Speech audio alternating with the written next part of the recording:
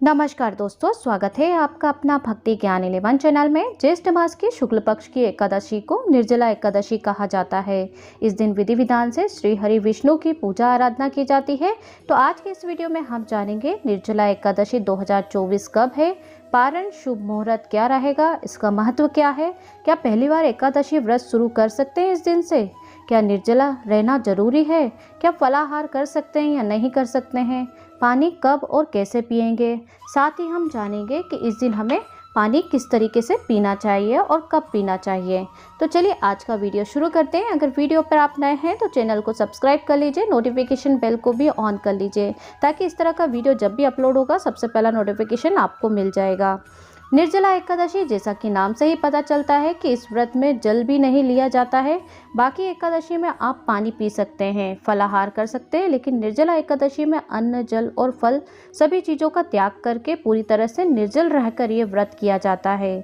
और वर्ष भर में 24 एकादशी होती हैं। उन 24 एकादशी में सर्वश्रेष्ठ एकादशी इसे माना जाता है और सबसे कठिन भी माना जाता है, क्योंकि ज्येष्ठ मास में तपती गर्मी होती है और इस गर्मी में निर्जल रहकर व्रत करना एक तपस्या के समान माना जाता है। इसके फल भी बहुत अधिक फलदायी होता है।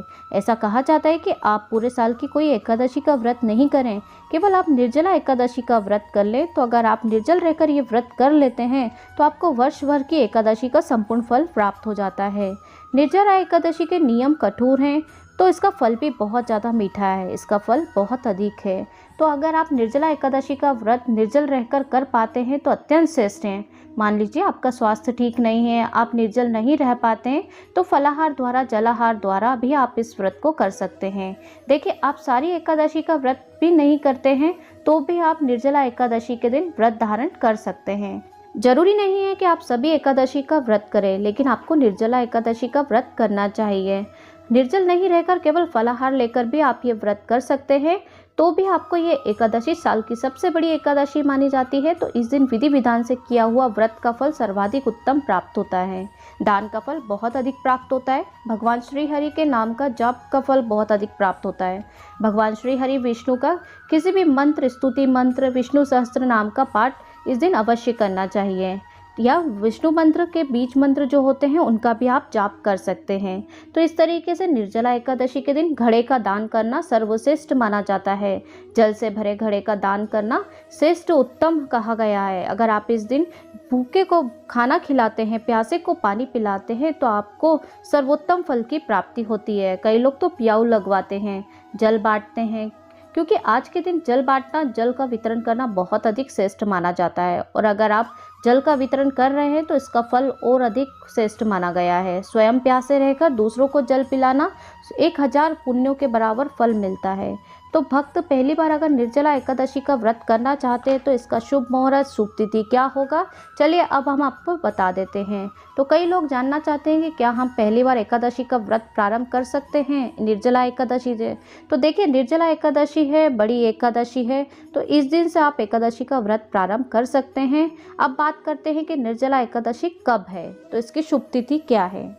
ज्येष्ठ माह के शुक्ल पक्ष की एकादशी तिथि 17 जून को प्रातःकाल 4:43 पर शुरू होगी और अगले दिन यानी 18 जून को सुबह 6:44 पर इसका समापन हो जाएगा।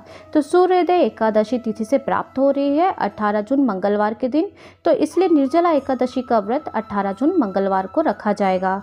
व्रत रखने के पहले दशमी तिथि का पालन किया जाता है। तो 17 जून को एक दिन पहले आपको दशमी तिथि का शुद्ध सात्विक भोजन करना चाहिए, भूमि पर शयन करना चाहिए और ब्रह्मचर्य का पालन करना चाहिए।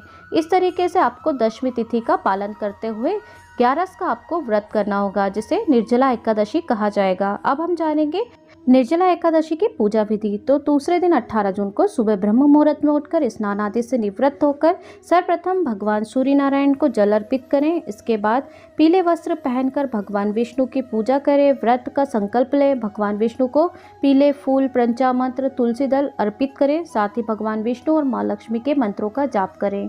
तो इस तरीके से आपको एकादशी का व्रत करना है और द्वादशी को अपने व्रत का पारण कर लेना है। इस तरीके से पारण का समय होगा 19 जून 2024 को सुबह 5:08 से 7:28 के बीच का होगा।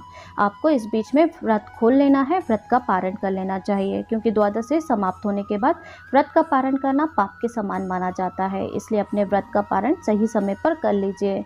अब मैं आपको इसका महत्व बता देती हूँ कि अगर आप ये व्रत करते हैं तो आपको देखिए कितने पुण्य फलों का प्राप्ति होगा। इस दिन आपको दान पुण्य करने से मनुष्य को स्वर्ग की प्राप्ति होती है, जीवन के सभी दुख कष्ट दूर हो जाते हैं। माना जाता है कि इस व्रत को करने से व्यक्ति दीर्घायु होता है। इस दिन सुबह उठकर स्नान करने के बाद ब्राह्मणों को भोजन कराना भी शुभ माना जाता है। तो चलिए अब मैं आपको बता देती हूँ कि निर्जला एकादशी पर अगर आप पानी पीते हैं तो उसके क्या नियम हैं। यह एकादशी साल की 24 एकादशियों के बराबर का फल प्रदान करती है। जैसा कि निर्जला एकादशी के नाम से ही स्पष्ट है कि यह व्रत बहुत कठिन होता है और इस व्रत में अन्न व जल ग्रहण नहीं किया जाता है और जल ग्रहण करने से व्रत टूट जाता है।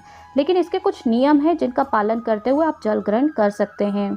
निर्जला एकादशी के व्रत में जल ग्रहण नहीं किया जाता है, लेकिन धार्मिक मान्यताओं के अनुसार यदि कोई व्यक्ति दिन भर बिना जल के नहीं रह पाता है और पूरी श्रद्धा से इस व्रत को पूरा करना चाहता है तो उसे जल पीने का यह नियम अपनाना चाहिए। निर्जला एकादशी के दिन 12 बार ओम नमो नारायणाय मंत्र का जाप करें। इसके अलावा एक थाली में जल भरें और घुटनों व बाजुओं के बल जमीन पर बैठकर फिर पशु की तरह पानी पिएं। इस तरीके से अगर आप पानी पीते हैं तो आपका व्रत भंग नहीं होगा। इन नियमों का पालन करते हुए आप जल पी सकते हैं तो आपको सर्वोत्तम फल की प्राप्ति भी होगी और आपका व्रत भंग भी नहीं होगा। अगर आपको हमारा वीडियो थोड़ा सा भी अच्छा लगा है तो चैनल पर बने रहने के लिए आप सभी को धन्यवाद। चैनल को सब्सक्राइब किए बगैर बिल्कुल भी मत जाइए। इसी तरह के वीडियो पाने के लिए आप बेल आइकन के बटन को क्लिक कर लीजिए, ताकि जब भी इस तरह का वीडियो अपलोड होगा तो सबसे पहला नोटिफिकेशन आपको मिल जाएगा।